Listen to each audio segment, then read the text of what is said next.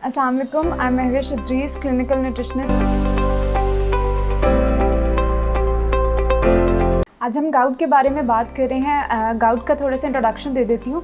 हमारी बॉडी में जब यूरिक एसिड लेवल ब्लड में बहुत ज़्यादा हाई हो जाता है तो वो क्रिस्टल्स बनाना शुरू कर देता है। बेसिकली यूरिक एसिड कैसे बनता है? प्यूरिन की ब्रेकडाउन होती है, उससे यूरिक क्रिस्टल्स हमारे जॉइंट्स में, हमारे टेंडेंस में बनना शुरू हो जाते हैं, जिसकी वजह से इन्फ्लेमेशन होना शुरू हो जाती है, पेन होना शुरू हो जाती है। लोग कंप्लेन करते हैं कि उनके जॉइंट्स में, उनके अंगूठे में या उनके हाथ में या उनके रिस्ट में पेन होना शुरू हो गई है।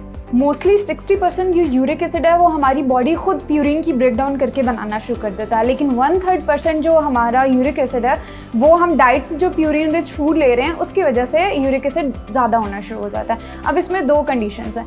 90% जो इश्यूज हमारे पास आते हैं वो इस वजह से नहीं आते कि आपकी बॉडी में बहुत ज़्यादा यूरिक एसिड बनना शुरू हो गया, लेकिन मसला सबसे ज़्यादा ये होता है कि वो एक्सक्रीट आउट नहीं हो रहा, आपकी बॉडी में एक्यूमुलेट होना शुरू हो गया।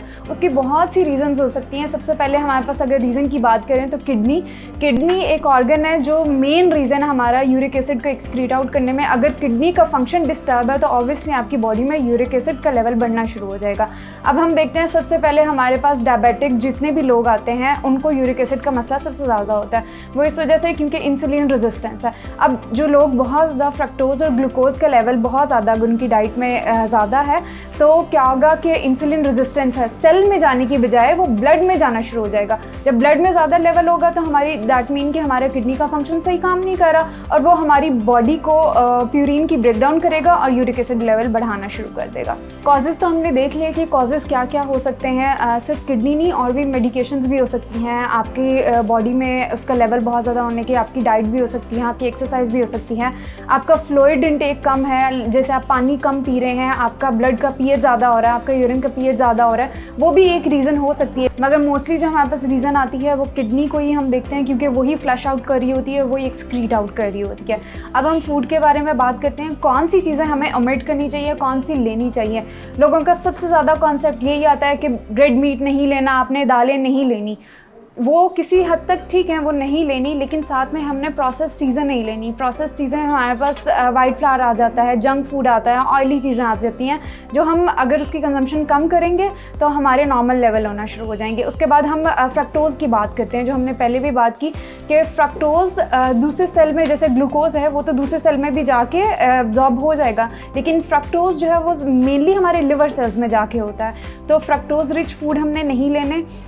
रेड मीट, ऑर्गन मीट जितने भी आते हैं जिनमें कोलेस्ट्रॉल का लेवल भी ज़्यादा है और प्यूरिन रिच हैं।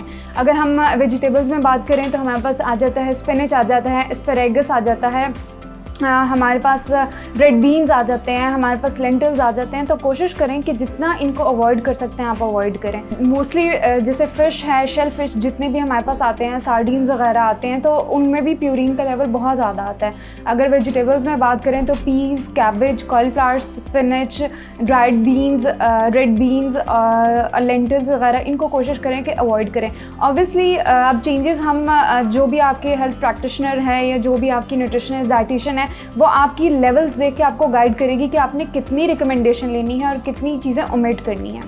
अब जो खाने हम ले सकते हैं हम उन पर बात करते हैं, जो डूज़ हम कर सकते हैं उसमें हमारे पास एग आ जाता है, हम चिकन ले सकते हैं, they are low in purine. और सबसे अच्छी रेमेडी हमारे पास लेमन वाटर की है। जैसे लेमन हम कहते हैं ये तो एसिडिक है, एक कॉन्सेप्ट है हमारा कि ये तो तेज़ाबियत पैदा करेगा। ऑलरेडी क्या होता है, यूरिक एसिड में आपका पीएच लेवल बहुत लो हुआ होता है, तेज़ाबियत होती है आपकी बॉडी में, लेकिन जब लेमन को हम वाटर में ऐड करते हैं तो वो उसकी अल्कलाइन नेचर हो जाती है और वो आपके पीएच को नॉर्मलाइज करता है। जितना आपका पीएच नॉर्मलाइज होता जाएगा उतने ज़्यादा आपके यूरिक क्रिस्टल्स ब्रेक डाउन होते जाएंगे। और उसके साथ अगर आपका फ्लूइड इनटेक बहुत अच्छा है, पानी का इनटेक बहुत अच्छा है, तो वो जो क्रिस्टल्स हैं वो ब्रेक डाउन हुए हुए हैं वो फ्लश आउट होते जाएंगे थ्रू यूरिन। अब एप्पल साइडर विनेगर, जैसे हमने पहले लेमन वाटर की बात की, एप्पल साइडर विनेगर भी बहुत अच्छे है। विनेगर से हमें लगता है कि ये बहुत एसिडिक होगा, लेकिन जब इसकी क्वालिटी ये है कि जब हम पानी में लेते हैं तो ये हमारे यूरिन को, हमारे ब्लड के पीएच को नॉर्मलाइज करना शुरू कर देता है।